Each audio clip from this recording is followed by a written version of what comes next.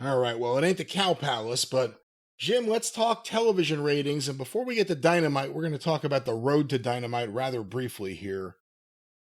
AEW Rampage on Friday, August 30th, 10 to 11 p.m. That's their normal time slot, I believe. Yes, on yes, TNT. it is. According to WrestleNomics, 218,000 viewers. Oh. It is the second lowest overall number in the history of Rampage, including preemptions, and the second lowest in the key demo in the history of Rampage. They followed that up the next night, AEW Collision on TNT, 8 to 10:03 p.m. Again, I think that's normal time slot. Yeah, I think that's the regular time slot. 289,000 viewers on average, the lowest overall number in the history of the show, excluding preemptions. Which, again, the way he uses preemption, I'm not sure if is correct, but that's the road to Dynamite. And those are the two shows that they've been moved around a bunch, and they've been booked horribly for a very long time. What do you think of these numbers? There's always competition. There's always college football on a Saturday. Well, yeah, they did the college football last year at this time, right? But last year, right up until about this time, Punk was still on the Saturday night show. So they would do 500, 600,000. They did, I believe, 7 or 8 for the debut episode. And if they went against a WWE big show, they were still doing, I think we were laughing when they were doing that and doing 400,000 last fall after they lost Punk and football was going on. Well, geez, they did 400,000 or like 380,000 for a WWE show they were up against. Now this is 507,000 viewers for 3 hours of primetime network cable television on Friday and Saturday nights total. When you're coming up on a renewal, how the fuck do they expect these giant raises? You have to ask yourself where the value is. Again, the value with AEW is cheap programming. If all of a sudden that cheapness is doubled, it's not as cheap anymore. But those are the Collision and Rampage, or Rampage and Collision in order, ratings. Leading into Dynamite. AEW Dynamite on September 4th, TBS, 8 to 10:07 p.m. On average, watched by 660,000 viewers. Oh, the go-home show for the pay-per-view. I know we're running long here because we've got the other commitments, but I will try to keep my comments brief. But oh boy! It is the lowest overall number and key demo number since August 7th, and the 4th lowest non-preemption Dynamite in key demo ever. Well, where did they start and where did they finish? Jim, quarter 1, and these were compiled by WrestleNomics. Quarter 1, 8 to 8:15 p.m. The Daniel Garcia MJF live angle. The Will Ospreay and Conglomeration and Willow Nightingale backstage angle. 810,000 viewers. Oh, good Lord. Okay, this ain't gonna be pretty, is it? We go to quarter 2, 8:15 to 8:30 p.m. A very pretty match. Kazuchika Okada versus Kyle Fletcher with picture-in-picture ads twice. 636,000 viewers. Holy Christ. So wait, I can't do math with numbers that high. 174,000 viewers in 15 minutes? But wait. Quarter 3, 8:30 to 8:45 p.m., the continuation of Okada versus Fletcher and the post-match with Takeshita, Swerve Strickland, and Prince Nana's video. That was where they had the house there. You know what? I didn't see Takeshita either, so I must have left during the end of that match because I was so bored with it. Well, you were one of the 174,000. Yeah, no kidding. People go to the kitchen and never come back. An ad break, and Jamie Hayter versus Robin Renegade. 614,000 viewers. So that's down 196,000 from where they started 45 minutes ago. And by the way, I understand why people go to the kitchen and don't come back with all these home invasions going on. Swerve and Paige and everybody just busting into each other's houses. Well, you go to the kitchen, you could get tied to the fucking chair. Based on the key demo number here, it appears the young people don't even own houses. Maybe doing something else during this time because it's well below the trend line here. Quarter 4, 8:45 to 9 p.m. The Roderick Strong hook backstage angle. The Moxley and Marina Shafir Jack Perry confrontation. An ad break. The Moxley live promo. And the Learning Tree Orange Cassidy angle. 651,000 viewers. Wow, so that actually gained back 37,000 people, which shows you how bad they didn't want to see the shit that came beforehand. Well, from there, Jim, we go to quarter 5, 9 to 9:15 p.m., the big 9 o'clock hour. We can't really call it that anymore. They've killed the 9 o'clock hour. Mariah May versus Nyla Rose with picture-in-picture ads. The Deonna Purrazzo video and an ad break. 643,000 viewers. So they lose 8,000 at the top of the hour, but at least they're not as bad off as they were in quarters 2 and 3.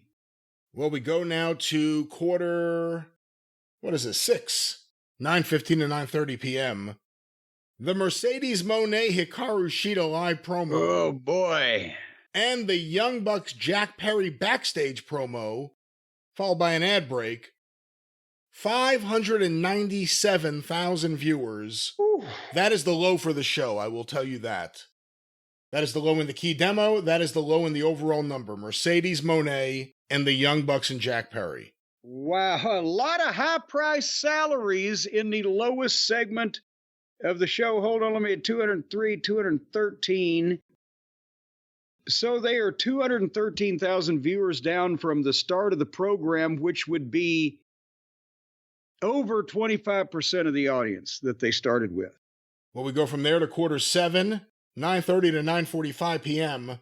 The Claudio Castagnoli, Wheeler Yuta, and Pac match against, I don't know why I said it that way, Claudio Wheeler and Pac versus Kyle O'Reilly, Orange Cassidy, and Will Ospreay. 2 times picture-in-picture.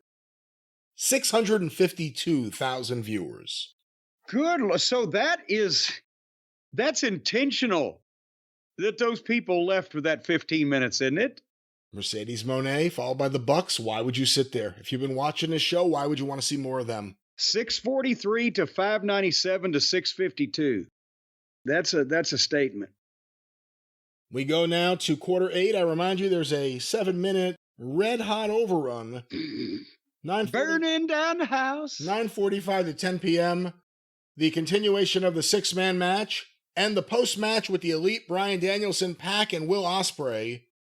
675,000 viewers. I can't believe that gained anything, but 7-minute overrun. Adam Page burns down Swerve Strickland's house. 665,000 viewers. They lost viewers for the home burning. Well, burn, baby, burn. If you're going to burn a house, do you put it in the middle of the show? Do you put it at the front of the show? Where do you format into the show the burning of a house to capitalize on it? I mean, it's... And again, the problem is that you couldn't really tease. They figured out a way to do it with the famous Pillman and Austin, and somebody's got a gun and blah, blah, blah, live remote. To tease it throughout the show. But how do you tease a guy who's going to burn another motherfucker's house down through the show to keep, so the people would know, oh, is he really going to burn the house down or not? At the end of the show, we'll find out. It just came out of goddamn nowhere. They had announced a contract signing in the ring, and we see those, regularly. So what the fuck, right? Missed opportunity to sell tickets for people to see a house burn down? I don't think anybody would have bought them. All what are you going to do? You're going to go out there in the middle of the night and watch this fucking idiot burn a fucking fake house down? Or fake burn it was a real house and they fake burned it down. Well, that was AEW Dynamite. They're literally burning the house down now. At what point does Shad say, hey, this metaphor ain't funny? But that was AEW Dynamite. Well, Jim, like we said, this is going to be a shorter than normal edition, and there's still big things to talk about, and we'll be talking about them on The Experience this week, including a lawsuit. The Wrestling News broke the news. Kevin Kelly, the boys from Dalton Castle's troop of him and the boys. I don't know what you call them, really. the boys of Dalton Castle. I don't know what you call them.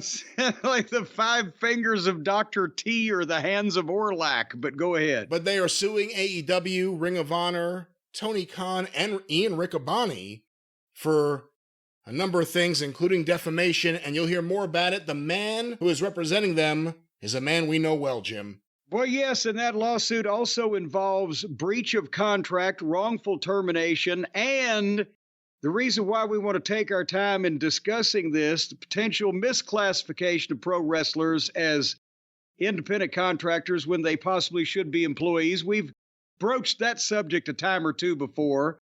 But the reason why I've been trending and the reason why that this news is out is because this man is the man that is carrying the torch once again for the downtrodden little guy against the big bad billionaire. You know him, I know him, we all know him, we all love him.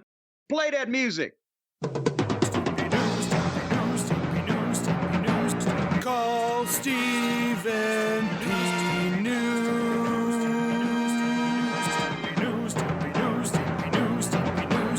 If you need to sue.